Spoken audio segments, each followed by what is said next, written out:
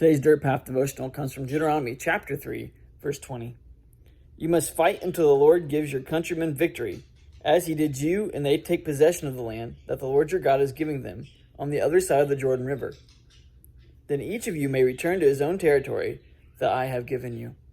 These are the words of Moses to Joshua and the people of Israel. And the people of Israel, this nation was really made up of 12 tribes. They were essentially the 12 sons of Jacob, although Joseph's were split into two different tribes themselves. But that's a whole nother story, another conversation for another time. But anyway, as they were headed toward the promised land, God's promise to the children of Israel as a whole was that they would take possession of the promised land. Even though that they would have to fight the current inhabitants to take possession of it, God had promised he would be with them when these battles took place. Now, before they entered the promised land, the Israelites actually did battle with another nation, and they were victorious over them. So two of the tribes come to Moses and say, hey, can we just take this land here? And Moses is okay with that. He okays this, but his concern is that they would stay behind as the rest of the people are going and trying to fight for the inheritance still.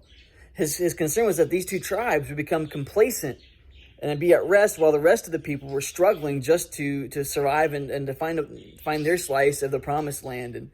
And so he's giving them these instructions that, hey, just because you have your inheritance doesn't mean you can stop. You need to keep on fighting alongside your brothers and sisters until they take possession and find rest themselves. They need your help.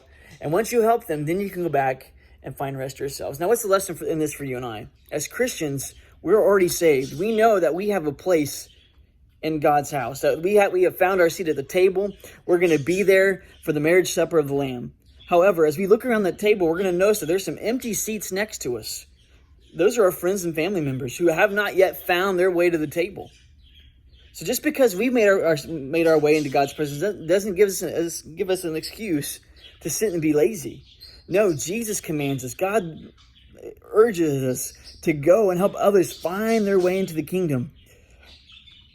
And that means each and every one of us has a responsibility to reach out to our family members, to reach out to our neighbors, and help them find freedom in the name of Jesus, to help them find their way to God's table.